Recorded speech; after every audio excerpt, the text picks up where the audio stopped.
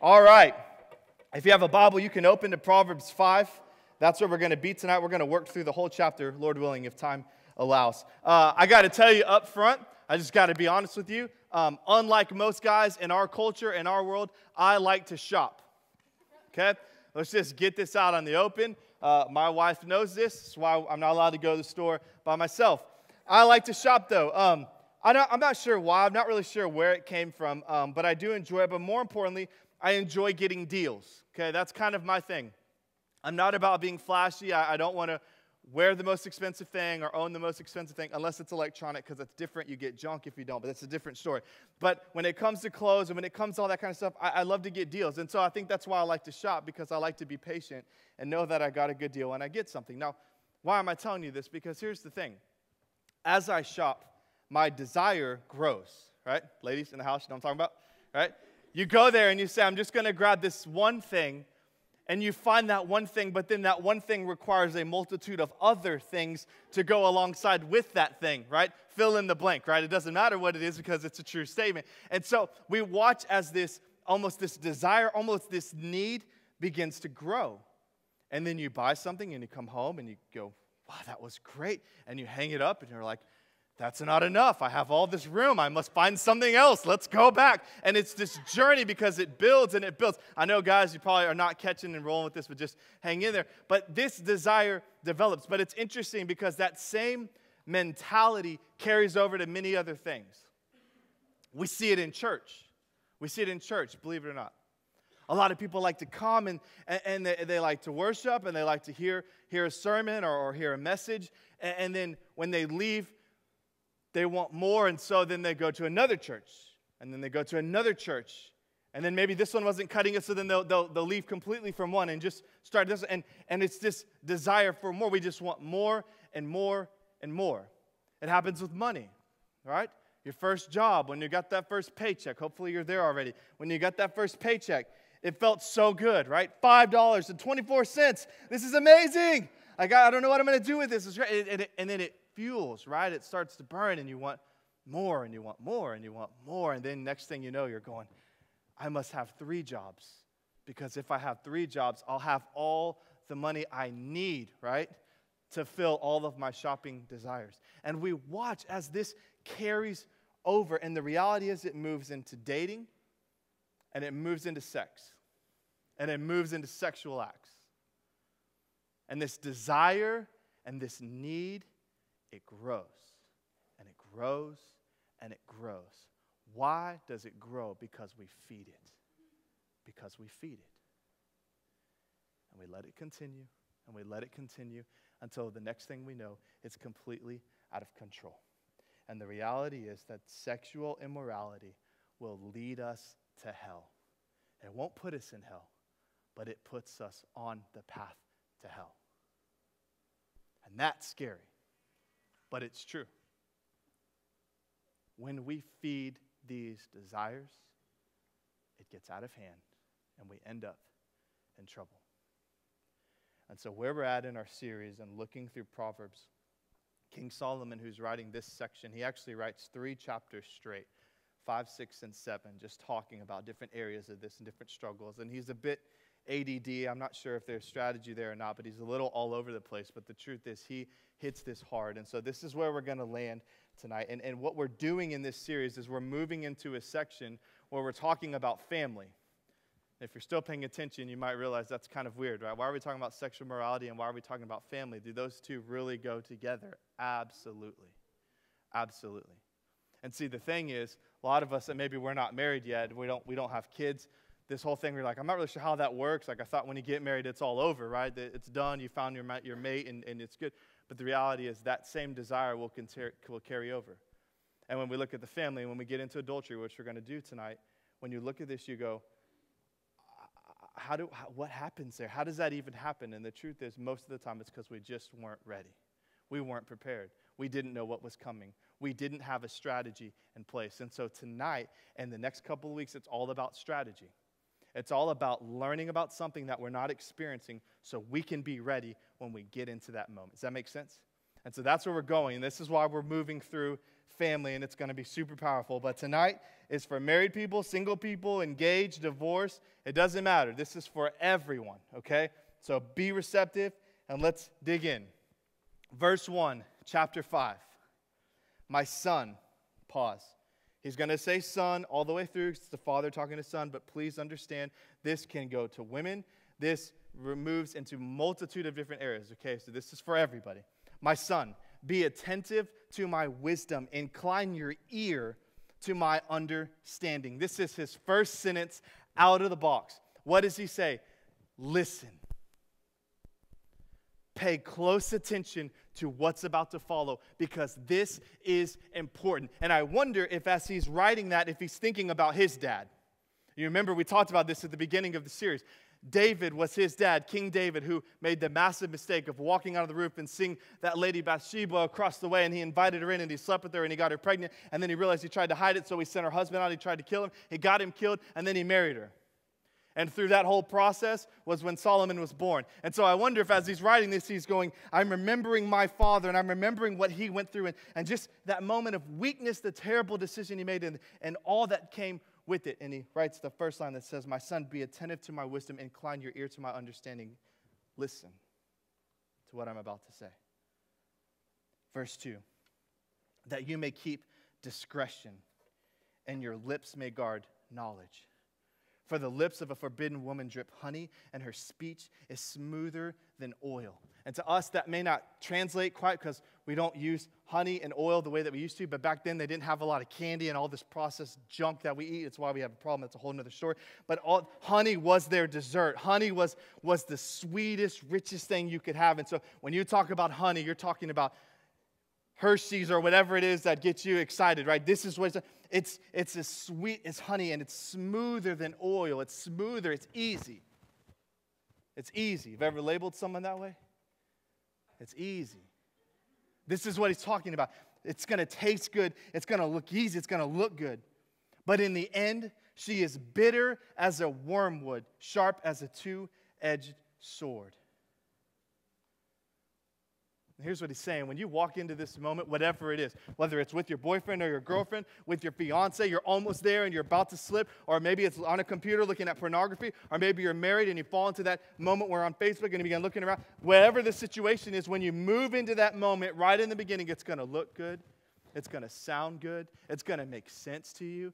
Something inside of you is just going to go, this is what must happen. I must proceed with whatever it is that's in front of me. And it's going to be easy. It's going to taste sweet as honey.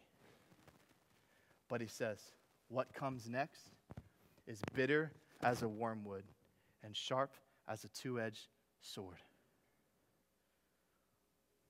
And this is how Satan works. He takes what is good, he takes what God created with a purpose, and he pulls it out of its context to use it for evil. Ladies, you are charming and beautiful and sweet and all of the things. Fill in the blank. I just realized how weird that was going to get as I kept going. You are all of those things. When a man sees you, there is something about you that draws them to you. God created that. He created that. When we kiss, there is endorphins that are passing to each other to rouse you up for sex. You understand that? That's what kissing is. That's why it was created. There's a purpose for everything. And so when a guy sees you, or opposite, guys, when you see a girl, I understand, you know this, right? When we see each other, there's something magical there, and we want that. That desire is there. Why? Because it's given to us from God. But what Satan does is he comes in and he takes that desire and he pulls it out of its context, and he says, hey, this is for everyone. You use this here, you use it there. Go, have fun, be free. This is what you want to do. And he takes it and he makes it look good. Satan doesn't tempt us with stuff that isn't good, right? Have you ever been tempted to go put your hand on a burner? Let's see what happens. Wow, that felt good. Let's do it again. No, never. You've never been tempted to do that. But have you been tempted to see a guy or a girl or to move into a relationship or to click on that picture or to step outside of the bounds of your relationship? Have you been tempted? Absolutely. Why? Because Satan takes that which is good and he pulls it out to use it for evil. And Solomon says, hey, before we go any further, this is what you need to know. Satan's going to do this. He's going to take that which God created for good. He's going to pull it out of its context to use it for evil. So you beware. It'll look good, it'll sound good, it'll even taste good, but it's not good. Verse 5, her feet go down to death. Her steps follow the path to Sheol, or to the grave. She does not ponder the path of life. Her ways wander, and she does not even know it. What does sexual immorality do? It destroys families. Well, I don't have a family. Good. Learn this now before you get there. This is the whole point. It destroys family. It destroys marriages. How many of you, don't raise your hand, just think about how many of you, your family had repercussions of sexual immorality from your parents. Think about it. It'll be a good chunk of us in this room. It is a family destroyer. It degrades humans. Have you ever thought about that? The longer you are sexually active, or the longer you pursuing pornography, before you know it, they're not even people anymore. They're not God's creation and His masterpiece that He so handcrafted and put on this earth to use for His glory. They become just objects to get to the next moment that you want and that desire that you have. You just can't wait to get to the next thing. Sexual immorality begins to degrade. We degrade each other. It leads to disease. We know that, right? We learned that one in school. Sometimes we forget about that, but it leads to disease. It leads to pregnancy, right? Pregnancy out of wedlock. And guess what? The struggles that he was talking about then are the same things we're struggling with still. We know that it's wrong. We know that it's evil. We know that it brings disaster and death, and yet we choose to fall right into it. We choose. We choose. Why? Because we're not protecting ourselves. We are not setting up guardrails, if you will.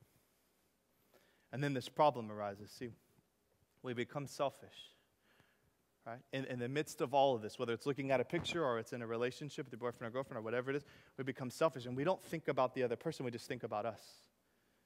We need that desire. And the end of his verse, he said, and she doesn't even know it. And right now, what he's referring to is a prostitute.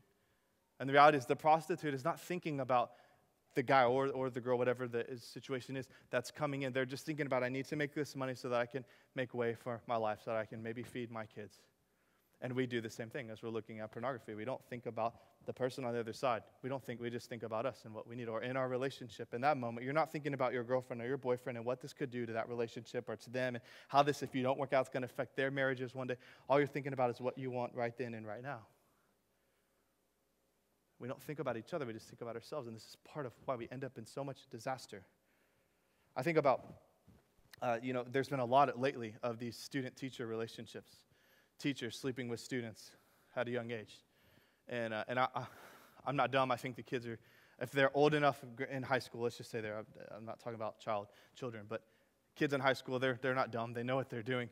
But yet, what happens, right? No one's thinking this through. It sounds good. I don't think any teacher, I don't think any teacher wakes up one day and goes, when they're growing up and they write down what you want to be, right? No one writes, I want to be a firefighter, I want to be a police officer, I want to be a child molester. No one writes that. That doesn't happen. It doesn't happen. It is a process that just takes place over time, right? They put themselves in one spot after one spot. That's not where they're supposed to be. And the next thing they know, they're in this moment, they can't control it. But nobody's thinking about the repercussions, what's going to happen. We always think about the moment. We think about the moment. Brothels. It's interesting. We talk a lot about human trafficking, but inside of the church, we don't ever really talk about the people in the church that may be going to those very brothels. It's interesting. I've never heard that said from the stage before, so I'll just lay it out there. Brothels, pornography, whatever it is. It's just about us. It's not about the effects that are happening. Understand, if you're looking at pornography, that's a struggle for you. Pornography was the basis that founded us into moving to brothels. Understand that. You're playing a part of why this is even happening in the first place. Because we are selfish and we don't think about the others. And it leads us to death. And then verse 7, it says, and now, O sons, listen to me, and do not depart from the words of my mouth. Keep your way far from her, and do not go near the door of her house. And what he's saying, it's really simple. Stay away. Stay away. Stop playing the fire. And we all are guilty of this at some point in our life. I won't do that. I won't do that. I won't do that. I won't do that. I won't do that. And then you do it. Why? Because you let yourself get in that moment. You got in front of the door and it's too late. It's too late. When you're home on the computer, and that little whatever pops up on the side, I'm not going to look at it, I'm not going to look at it, I'm not going to. Yes, you are, because you're already there. Or you're in your back seat or whatever these days happens with your boyfriend or your girlfriend, and you just start kissing, and what am I not going to do anymore, not going to do anymore. Next thing you know, you're there. Why? Because it's too late. It's not about stopping in the moment. It's stopping before you ever get there. And he's saying, look, you got to stay away. Don't even go up to the door because it leads to death. And we play with fire because we think we can control it. Or for some of us, really, the more truth is we don't want to control it. So we think we pretend that we can so we can get in that moment, because once in the moment, it doesn't matter. He says, stay away. Don't go close. Don't be by the door. Don't even look. Don't even walk down that street. You think about Joseph. If you remember Joseph, he was working in a house, working for his master. His master was gone. His wife was home. For whatever reason, she was just in the wrong place, and her mind was a little off, and she wanted to sleep with Joseph. So she tried, and finally she got Joseph in the room alone. And Joseph, a man of God and wanting to honor his master and knowing this is just pure wrong, she is the wife of another man. He sees this moment. She goes after him. What does he do? He bolts out the door, right? Leaves his jacket behind. He may be naked. He may not. I'm not really sure. But either way, he leaves something, and he bolts out the door. Have you ever seen anyone do that? I haven't, but I would think it would be the most coolest thing in the history of mankind to watch a guy have enough courage to say, I'm not going to do this, and literally bolt out of the car or bolt out of the house or bolt out of the college, wherever, and just run down the street and say, I'm not going to do that. Ladies, that's the kind of guy you want to be running after. I mean, seriously. And Joseph bolted out the door. Now, I'm not going to do this. I'm not going to stay here. I'm out of here. And the truth is, for us, how does that translate for us? Look, for some of y'all, you're going to need to get off Facebook because that's part of your problem. Others of you are going to have to cut the internet cord and just not even have it at your house. I won't do it. I'm not going to do it. Yes, you will, because it's still there. Cut the stinking cord and don't leave yourself a chance. Or maybe in that dating relationship and you're already there, or it's moving that way, just separate. Don't be anywhere alone. It's not the end of the world. You'll be okay. Hopefully, if it works out, you're going to spend the rest of your life, trust me, you'll be wanting time away from each other. Enjoy this moment. I mean that in a good way. Enjoy this moment. But this is the thing, guys. This is, we think we can handle, we can do. No, we got to stay away. Don't go near the door. Don't go close. Just protect yourself. It's a thing of the past, though. It's a thing of the past. Verse 9, lest you give your honor to others and your years to the merciless, lest strangers take their fill of your strength and your labors and go to the house of a foreigner. And basically what he says is, hey, listen, if you do this, it leads to disaster. And once you're there, you lose everything. You lose everything. We've seen it with presidents, we've seen it with pastors, and we've seen it in Hollywood. When we end up down this road, it leads to disaster. And here's the thing. If you're struggling with something like this, if this kind of sin is so rampant in your life, God's going to have a really hard time using you. And you know what? God doesn't stop his plans because of your sin. He just says, okay, and he moves right on to the next person and takes everything he was going to do with you, and he does it with the next person. And this is what he's saying. All of your years, all of your strength, all of your labors, it's going to the next person because God's not stopping for your sin. He's moving on so his plan can continue. And I don't know about you, but that would be the worst thing that could ever happen. Because I couldn't control a few of my desires because I wouldn't allow myself the protection. God had to move over me and use somebody else. I don't know what could be more devastating than that. Verse 11, and at the end of your life you groan. When your flesh and your body are consumed, he's talking about disease. And you say, how I hated discipline, and my heart despised reproof. And I did not listen to the voice of my teachers or incline my ear to my instructors. I should have just listened. I'm at the brink of utter ruin in the assembly of the congregation. It says when your body's covered in disease or you're just alone and God's not using you anymore because he couldn't work with what you were giving him. Or maybe that girlfriend got pregnant, or maybe you got pregnant and you find yourself in this moment, you'll do what everyone else does. And you'll look back with regret and go, I wish I had done something different. I wish I would have just listened to my teachers and to my instructors and to those who have gone before me. And Solomon, it's so crazy because Solomon is talking to us right now. This is exactly what we all need to hear. And some of you might have moved through this, but most of us are sitting right in this right now. And Solomon, so many years ago, he is writing to us right now, and he's writing to his son then. The same struggles then that are happening now. You see this? Verse 15. He's going to move into marriage now. Drink water from your own cistern, flowing water from your own well. Should your springs be scattered abroad, streams of water in the streets, let them be for yourself alone and not for strangers with you. And the cistern or the fountain is basically your spouse, okay? One day, most of you that aren't married in this room are going to get married. And he's saying, hey, this is your gift from God. And what he's doing, he's referring to the wells. And back then, if you were to take water from someone's well, that was illegal and you would be flogged on the spot. Right? Water wells at that time, that was how they had their water. And so you didn't touch theirs, they didn't touch yours. It was private, right? Just like marriage. This is my wife, this is my husband, this is mine, this is ours together. You stay away. It's not yours for the taking. And he says, look at this. Would you want your springs all over the place? Would you want your wife or your husband just flying around and just being with different people and doing whatever they want? It's not really yours. She or he are just doing whatever they want. Would you want that? No. So he's saying, if you don't want that, why would you allow yourself to get there? So no, instead, we protect and we cherish and we keep and we guard that which what we have. I know you're all going, I'm not married yet. Yeah, but let me tell you something. If you can't be faithful now, you're going to have a real hard time being faithful later. If that person that you're dating right now isn't being faithful now, they're probably not going to be faithful to you later, so you might as well just keep on walking. Would you want this? No, then let's not follow suit. And then verse 18. He says, let your fountain be blessed and rejoice in the wife of your youth, a lovely deer, a graceful doe. Let her breast fill you at all times with delight. Be intoxicated always in her love. Why should you be intoxicated, my son, with a forbidden woman and embrace the bosom of an adulteress? He says, look, this is your gift from me. I've given you a husband. I'm giving you a wife. One day, hang in there. It's coming. I've given this to you. And it's my gift, and you're to treasure it. And you're to take care of it. You're to have sex with your husband or your wife. You're to do that. It's a scripture telling you, okay? When that day comes, have no fear, all right? Scripture is very clear. But it's yours, one person together, united. That's your moment. That's your life together. You take care of that. You treasure that. You protect that. Exodus 20:14.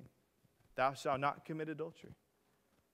Thou shalt not commit adultery. Thou shalt not look upon another woman. Thou shalt not look upon another man. Thou shalt enjoy, embrace, and fulfill that which has been given to you and to you alone. Alone. Man. Can't wait to get married, right? This is going to be great.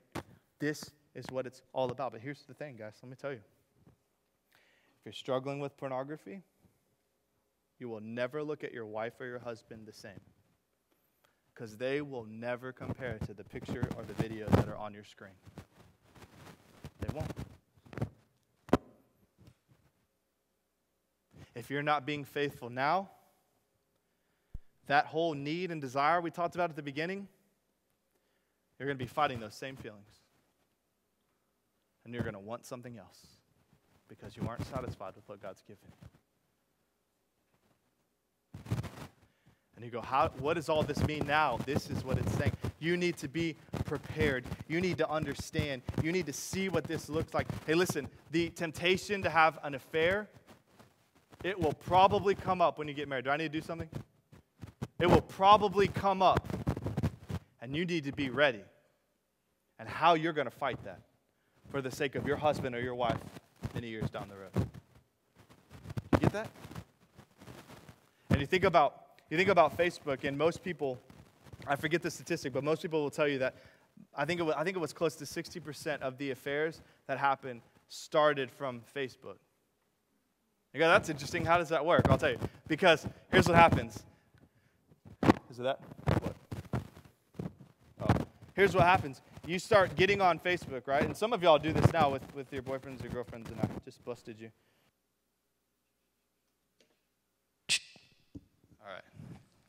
I don't like holding it. That's okay. All right. Thank you, Mike. Here's what happens, though. You get on, is that too loud? You get on Facebook, and you start looking around, and you go, oh, old boyfriend, Mike. There he is. Wow. His profile picture, man, he looks good. Like, got the beard going on. I don't really know what that's about, but that looks good. Why? Because we always put the best picture, right? Oh, of course. That's what we do, right? That's what we do. And so you see that one picture, and you start reminiscing, and you go, wow, that's what he looks like. That's what she looks like? Man. And then you start thinking about the times you had together. You don't think about the fighting and the arguing and the betrayal and all. You don't think about that. You think about the good times, right? Man, when we would go to dinner together, he would pay. It was so great. And you look at this beautiful profile picture, and you look at the few good things that you encountered and forgetting the reasons you broke up in the first place, and all of a sudden something that wasn't looking good to you now all of a sudden looks good, and that's what happens. And you go, why is all this relevant? Because listen, guys, these are the things that get people when we are not prepared. Verse 21, last part. For a man's ways are before the Lord, and he ponders all his paths. The iniquities of the wicked ensnare him, and he is held fast in the cords of his sin. He dies for lack of discipline, and because of his great folly, he is led astray. What does he say? Even when man can't see, the Lord always sees. And we have this thing where we kind of compartmentalize God, and we put him on the side, and we think he doesn't see this, right? He just sees me at church. No, he sees everything. And he's not even up there. He's right here. Like, that'll freak you out if you really process that. He's walking with you. He's sitting next to you. He sees it all. He sees it all. And that's the one we're accountable to, not anybody else.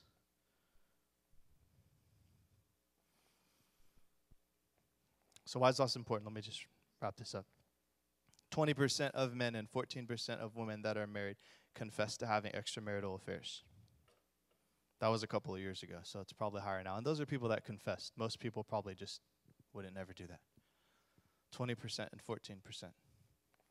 This is a big problem. We want you guys to be prepared. We want your marriages to flourish because you did it right. And you go, well, what if I've already passed this? What if I've moved well past this, and I just have already royally screwed this up? Well, David made a massive mistake in his life. And he slept with Bathsheba, and he got her pregnant, and then he killed her husband to try to cover it up. And when he finally realized what he had done, he got on his knees, and he begged for God's mercy and for God's forgiveness. And God did it. And then God would continue to use him. And it's interesting, this weekend we're preparing for, our youth department is preparing for the Night of Promise. And I was talking to some of the guys, and they were telling me how they're going to do this Night of Promise, but the reality is the majority of them, it'll either be a night of re-promise or a night of redemption. And that's the drastic shift that has happened. And that's where we're at. And so we're not fooled to think that all of us in here are perfect. Probably would say most of us are not. I've been there. But there is grace, and there is mercy, and there is forgiveness in Christ. You deal with the consequences, it's not going to go away. It's not going to go away. But there is grace, and there's mercy, and there's forgiveness in Jesus. Cast your sins on him, and he's faithful and just to take them and to remove them. And so tonight, maybe you just need a moment to get down and say, Lord, I've done this wrong, but I need to turn this around, and I want to do it right. Or maybe you're inching on that line where you're about to cross over and you're about to get in a place that you know you're not supposed to be. Maybe it's time for you to just put some brakes on, to get your plan in motion, get your strategy in motion to protect yourself and that person. Maybe there's an addiction that you're fighting. Tonight, through God's strength, you can begin the process of breaking that. This is important stuff. This is life-altering stuff, marriage and family destroying if we don't get it right.